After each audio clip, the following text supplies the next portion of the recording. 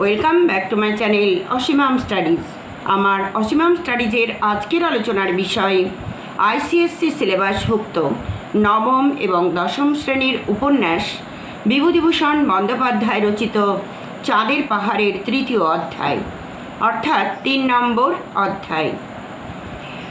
এখানে চাঁদের পাহাড় সম্পর্কে যে আমরা দেখেছি, এখানে কেন্দ্রীয় চরিত্র শঙ্করকে নিয়ে সমস্ত গল্পটা কেন্দ্রীভূত হয়েছে, অর্থাৎ শঙ্করই এই গল্পের নায়ক এবং শেষ পর্যন্ত শঙ্করই বেঁচে ফিরেছে একমাত্র রিক্টার্সফেল্ড পর্বত বা মাউন্টেন অব দ্য মুন থেকে। যদিও মাউন্টেন অব দ্য মুন বা চাঁদের পাহাড় বলে কিছু নেই, তবুও সেই যে অজানা বিপদ সংকুল যে পর্বত, কাল্পনিক যে পর্বত, সেই পর্বত থেকে শেষ পর্যন্ত শঙ্করই ফিরে এসেছে একমাত্র। তাই শঙ্করকে এখানে নায়ক হিসেবে ধরা হয়েছে বা কেন্দ্রীয় চরিত্র হিসেবে ধরা হয়েছে। ৩ নম্বর অধ্যায়ে যেটা রয়েছে সেটা হলো নতুন পদ পেয়ে শঙ্কর স্টেশনটিতে এসে নামলো। সেই স্টেশনটি মাটির এবং নিচে যে প্ল্যাটফর্ম মাটির এবং নিচের যে স্টেশন ঘর সেটাও মাটির এবং তার চারপাশটা কাঁটাতারের বেড়া দিয়ে ঘেরা। তার পিছন দিকে তার থাকবার কোয়ার্টার, সেটা ছোট্ট, একদম পায়রার খোপের মতো। সেখানে নামার পর যখন সে নামলো তখন বেলা 3টে। নামার পরে দেখলো সেখানে লোকজন একদম নেই, কেউ নেই। নির্জন জায়গাটি। দিনের বেলা একখানা ট্রেন সকালবেলা যায়, আবার বিকেলবেলা সেই ট্রেনটি ফিরে আসে। এরকম একটা নির্জন জায়গায় সেই স্টেশন। শঙ্কর অবাক হয়ে দেখতে লাগলো এই রাস্তা বা এই জায়গায় তাকে একাই থাকতে হবে। অবশ্যই এরকম জীবন সে চেয়েছিল, নিরীহ কেরানির জীবন বা ঘরে বসে ভাত খেয়ে 10টা 4টা ডিউটি করা, এরকম জীবন শঙ্কর চায়নি।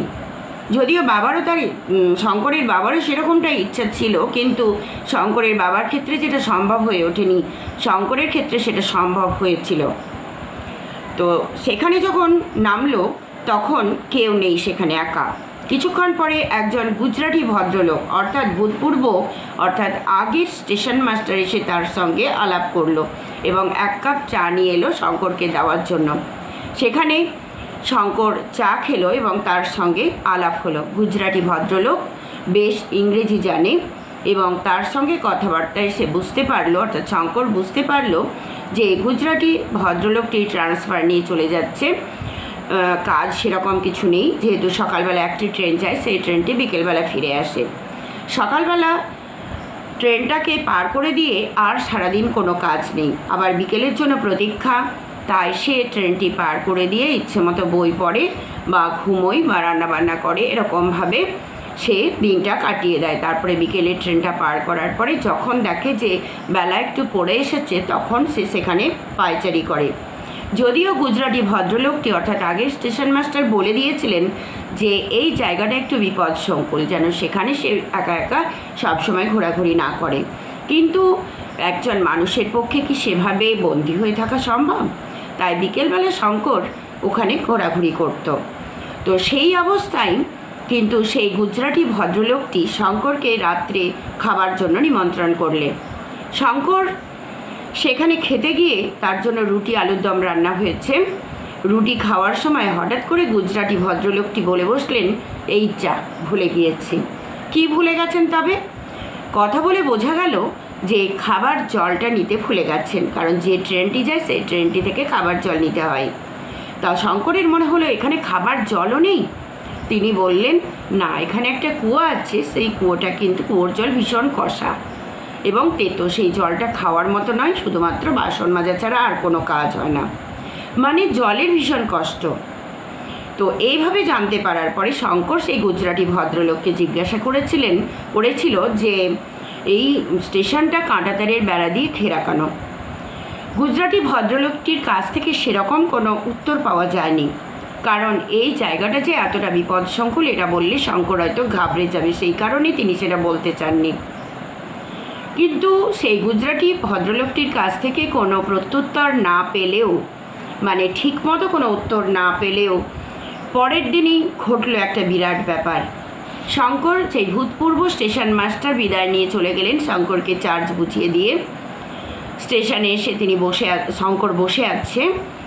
টেবিলের মধ্যে একটা শুধু কাঠের রোলার রয়েছে, আর দরজাটা শুধুমাত্র কাঁচের দরজাটা শুধুমাত্র ঠেসানো আছে, মানে ঠেকানো আছে, কোনো আগল দেওয়া নেই, অর্থাৎ খিল দেওয়া নেই, মানে আটকে রাখা নেই। এমন সময় দেখা গেল একটি সিংহ সেখানে এসে নাক লাগিয়ে কি যেন বোঝার চেষ্টা করছে। শঙ্করও দেখছে। হঠাৎ করে কোনো একটা শব্দে শঙ্করের মনে হলো তাকিয়ে দেখলে দেখা গেল একটি সিংহ ওই কাঁচের দরজার মধ্যে নাক লাগিয়ে কি যেন বোঝার চেষ্টা করছে বা গন্ধ শোকার চেষ্টা করছে। শঙ্করও তাকে দেখছে এক মনে। শঙ্কর কী করবে সেটা ভেবে পাচ্ছে না। শঙ্করও তাকে দেখছে, আর সেই সিংহটাও তাকে দেখছে। এমন সময় প্রায় 2 মিনিট দুজনকে দেখল। দুজনের মনে হলো যেন কত অপরিচিত, এবং দুজনেই দুজনকে দেখার পরে 2 মিনিট পরে সিংহটা নিজের জায়গায় চলে গেল। শঙ্করের মনে হলো এই জায়গাটা কাঁটাতারের বেড়া দিয়ে ঘেরা কেন, এই প্রশ্নের উত্তর শঙ্কর পেয়ে গেল। কিন্তু প্রকৃতপক্ষে আসল উত্তরটা কিন্তু পাওয়া যায়নি।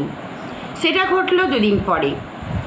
শঙ্করের মনে হলো যে এইখানে এই সিংহের হাত থেকে রক্ষা পাওয়ার জন্যই হয়তো কাঁটাতারের বেড়া তৈরি করে রাখা হয়েছে স্টেশন চত্বরটাকে।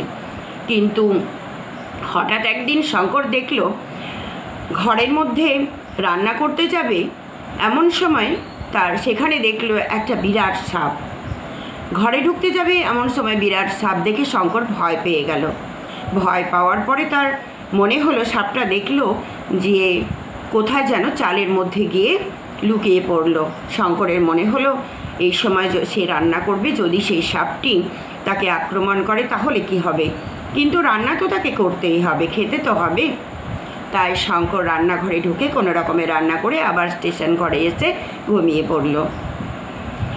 আবার 2 দিন পরে দেখা গেল যে সেখানে ওই জায়গাগুলো প্রচুর মাটি তোলা, মানে ইঁদুরের গর্ত এবং ইঁদুরের মাটি তোলা। শঙ্করের কিন্তু ভয় হতে লাগলো। ওইখানে যে স্টেশন রয়েছে, মানে যেহেতু দুর্গম জায়গায় স্টেশন, লোকজন সেরকম নেই, তাই ট্রেন বেশি যায় না, কারণ স্টেশনটা আয়কর নয়, মানে ইনকাম হয় না। তাই একমাত্র শঙ্করই হলো সেখানকার পয়েন্টসম্যান, সেখানকার স্টেশন মাস্টার, সেখানকার সমস্ত কিছু।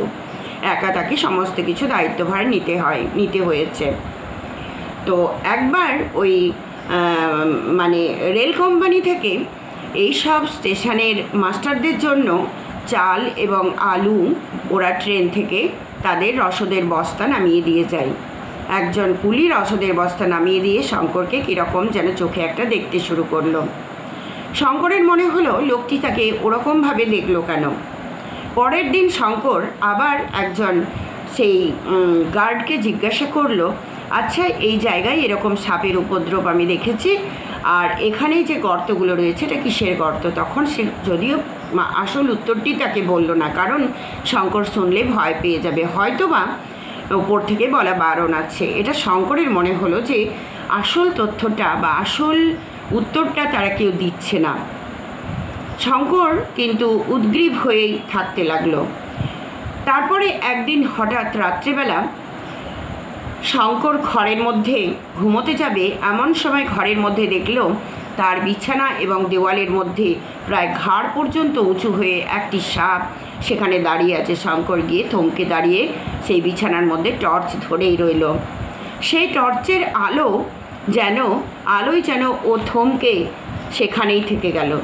শঙ্কর টর্চটা ধরেই রইল, কারণ টর্চের আলোর জন্য পালাতে পারছে না। এরকম অবস্থায় শঙ্কর হাত ধরে গেছে, তবুও শঙ্কর মনে করছে যতক্ষণ পর্যন্ত সে এই টর্চটি ধরে রাখতে পারবে ততক্ষণ পর্যন্তই বোধহয় তার আয়ু আছে। টর্চটা ধরেই রয়েছে। সে এত বড় সাপ যে এই সাপগুলো ঘাড়ে কামড় দেয় এবং সঙ্গে সঙ্গে মানুষের মৃত্যু হয়, অর্থাৎ আফ্রিকার ব্ল্যাক মাম্বা। এই কালো মাম্বার হাত থেকে মুক্তি পাওয়া মানে আবার পুনর্জন্ম। তাই শঙ্কর সেদিন ওই সাপটাকে টর্চ ধরেই তাকে আটকে রাখলো। হঠাৎ করে বিকেলবেলায় ঢং করে রাত্রে 3টের সময় ঢং করে 3টে বাজার ঘন্টা পড়ল। ঘন্টা পড়ার পরে দেখা গেল যে শঙ্করের হাতটা নড়ে গিয়েছে। আর শঙ্করের হাতটা যেই নড়ে গেছে, শঙ্করের মনে হয়েছে এবারে তার আর রক্ষে নেই, এবার সেই সাপের কবলেই তাকে পড়তে হবে, সাপের ছোবলেই তাকে মরতে হবে। কিন্তু দেখা গেল হাতটা নড়ে যাওয়ার পরেও কিন্তু সেই সাপটিকে শঙ্কর আর দেখতে পেল না, কোথায় যে চলে গেছে। সেই মটরের দানার মতো চোখ দুটো যে দেখছিল, সেই সাপটাই যেন আর কোথাও নেই। সেখান থেকে এক লাফ দিয়ে সে বাইরে বেরিয়ে এলো এবং পরের দিন আবার ট্রেনের গার্ডকে জিজ্ঞাসা করলো এখানে এত সাপ কেন। তখন সেই গার্ড তাকে কোনো রকমে বলল যে এখানে বড় সাপের ভয়, এর আগের দুজন স্টেশন মাস্টার সাপের ছোবলে মারা গেছেন, আর এই স্টেশনের যিনি এখন মানে ট্রান্সফার নিয়ে চলে গেছেন, তিনিও কিন্তু সাপের ভয়েই এখান থেকে চলে যাচ্ছেন। আমাদের যদিও এটা বলার উচিত নয়, তবু আমি বলছি, ট্রান্সফারের দরখাস্ত করো। এই বলে তারা চলে যাওয়ার পরে শঙ্কর বলল ট্রান্সফারের দরখাস্ত করলেও সেই দরখাস্তের খবর আসতে তো সময় লাগবে, ততক্ষণ পর্যন্ত ফেরার পথে সে যেন কিছুটা কার্বলিক অ্যাসিড তাকে দিয়ে যায়, আর পরের দিন যেন তার জন্য কোনো একটা অস্ত্র এনে দেয়। ফেরার পথে ট্রেন থেকে সেই গার্ড কিন্তু তাকে ওই কার্বলিক অ্যাসিড, কুলিটাকে কার্বলিক অ্যাসিড দিয়ে গেল। শঙ্কর সমস্ত গর্তগুলো বন্ধ করার চেষ্টা করলো এবং কার্বলিক অ্যাসিড ছড়িয়ে দিল চারিদিকে। এইভাবে থাকতে থাকতে শঙ্করের মনে হলো এই সেই রহস্যময়ী রাত্রি, এই সেই আফ্রিকা, যেটার কথা তার মনে হতো, যেখানে আসার জন্য তার মনের মধ্যে একটা কিউরিসিটি অর্থাৎ কৌতূহল ছিল, সেই আফ্রিকায় আজ সে বসে এই জনহীন প্রান্তর, এই রহস্যময়ী রাত্রি, অচেনা নক্ষত্রে ভরা আকাশ, এই বিপদের আশঙ্কা, এই তো জীবন। শান্ত নিরীহ কেরানির জীবন হতে পারে, তার নয়, কারণ সাহস না থাকলে এই স্টেশনগুলোতে কেউ থাকতে পারবে না।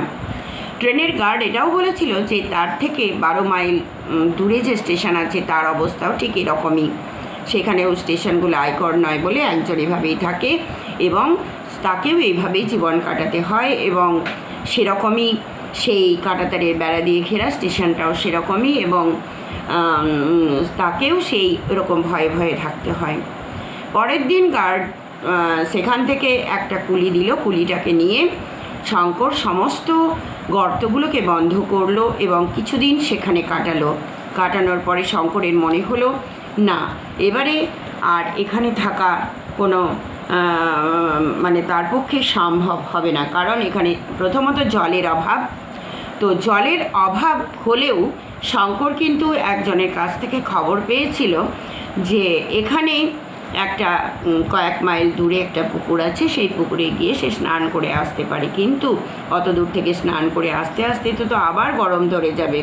তবুও কিন্তু জলের অভাব পূরণ করার জন্য শঙ্কর সেই পুকুরে স্নান করতে যেত। শঙ্কর সেই সাপটিকে দেখার পরে তার সকালের যে ট্রেন এলো, ট্রেনে শঙ্কর বাকি রাতটা প্ল্যাটফর্মেই কাটিয়ে দিয়েছে। ট্রেনের গার্ডকে বললে সব ব্যাপার, গার্ড বললে চলো দেখি স্টেশনের ঘরে, এবং সেই সাপের গর্তগুলো বন্ধ করে দিলে এবং কার্বলিক অ্যাসিড ছড়িয়ে দিলে চারিদিকে। তো সেই গার্ড যে কুলিটাকে দিয়েছিল, ওই কুলিটাই কিন্তু শঙ্করকে বলেছিল যে ট্রান্সফারের দরখাস্ত করো, কারণ আগের দুজন স্টেশন মাস্টার এই ব্ল্যাক মাম্বার কামড়েই মারা গেছে, এবং এর আগের ভূতপূর্ব স্টেশন মাস্টার যিনি গুজরাটি ভদ্রলোক, তিনিও সাপের ভয়ে এখান থেকে বিদায় নিয়েছেন। তো শঙ্কর তাকে বললেন যে তুমি তাহলে ফেরার পথে কার্বলিক অ্যাসিড দিয়েছে এবং শেষ পর্যন্ত রেল কোম্পানির তরফ থেকে পরে তাকে একটা কোনো অস্ত্র দিয়ে যাবে। ট্রেন থেকে সে একটা কুলিকে নামিয়ে নিয়ে গর্ত বন্ধ করার পরে সে যেখানে সেই সাপটা যে গর্তে ঢুকেছিল, গর্তটা বেশ ভালো করে বুঝিয়ে দিলে ডাউন ট্রেনে গার্ডের কাছ থেকে এক বোতল কার্বলিক অ্যাসিড পাওয়া গেল। ঘরের সর্বত্র আশেপাশে ছড়িয়ে দিল। কুলিটা তাকে একটা বড় লাঠি দিয়ে গেল। 2-3 দিনের মধ্যে রেল কোম্পানি থেকে ওকে একটা বন্দুক দিলে। এখন পর্যন্ত ট্রান্সফারের দরখাস্তও করা হয়নি 3 নম্বর লেসনে, এবং তার যাওয়ার কোনো প্রশ্নই ওঠে না। এর পরের ঘটনা হচ্ছে শঙ্কর এবার কি করবে, সত্যি সত্যি ট্রান্সফার নেবে, না ট্রান্সফার পাবে, না অন্য কোথাও চলে যাবে। এই যে 3 নম্বর লেসনের গল্প দেখলে শুধু ব্ল্যাক মাম্বা আর স্টেশন ঘরের সেই সিংহের গল্প, এর পরের জন্য অপেক্ষায় থেকো। পরে আবার আমি নেক্সট আলোচনা নিয়ে আসছি। ততক্ষণ পর্যন্ত ভালো থেকো সবাই। ধন্যবাদ রইল। আর বলি, যদি তোমাদের ভালো লাগে তবে তোমার বন্ধুদের জন্য একটা লাইক, শেয়ার ও সাবস্ক্রাইব করে দিও। ধন্যবাদ রইল।